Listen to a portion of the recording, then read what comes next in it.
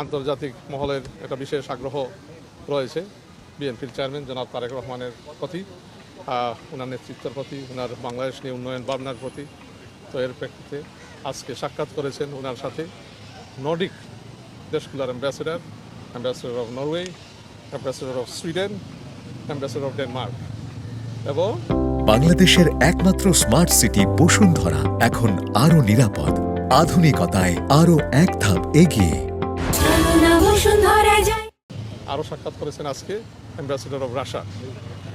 এই সব সাক্ষাৎগুলো